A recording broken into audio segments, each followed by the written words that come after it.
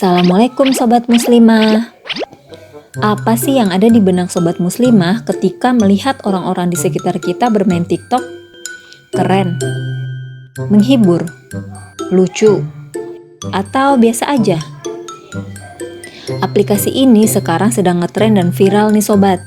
Dari remaja sampai orang tua, bahkan anak-anak lihai dalam menggunakan aplikasi ini. Banyak juga dari mereka yang menjadikan aplikasi TikTok ini sebagai hiburan selama stay at home di masa pandemi. Namun, jika kita cermati lebih detail tentang fenomena ini, faktanya sebagian besar pengguna TikTok ini menggunakannya untuk bergaya, biar nggak dibilang kuper ataupun jadul. Semua berlomba-lomba bernyanyi dan berjoget riang sesuka hati, tanpa melihat rambu-rambu syariat. Sobat Muslimah, sadar atau tidak, apa yang kita posting itu pasti ada hisabnya. Karena dalam Islam, hal kecil apapun yang kita lakukan di dunia akan dimintai pertanggungjawaban di akhirat kelak.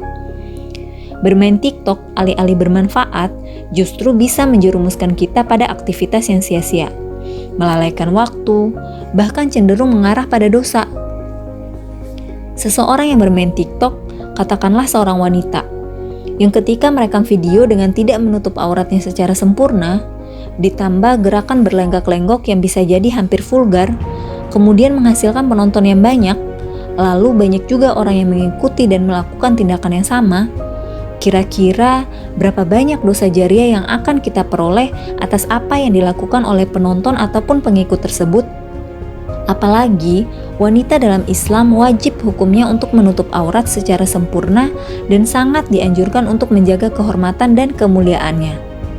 Dan dalam Islam, ketika kita melakukan suatu perbuatan harus terikat dengan hukum syara.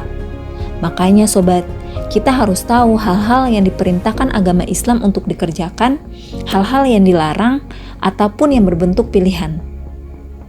Di antara yang mubah atau boleh itu harus kita pilih yang bermanfaat dan menghindari yang tidak bermanfaat. Jika tujuan kita bermain TikTok untuk sekedar hiburan dan mengisi waktu senggang, toh masih banyak hal-hal bermanfaat lainnya yang bisa kita lakukan. Misalnya dengan membaca buku, meningkatkan ibadah, ataupun mengkaji Islam.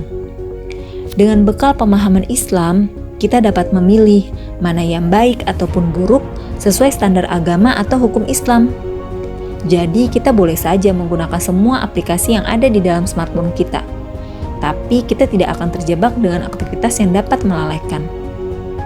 Bukankah Rasulullah telah mengingatkan pada kita bahwa ada dua kenikmatan yang banyak manusia tertipu, yaitu nikmat sehat dan waktu senggang.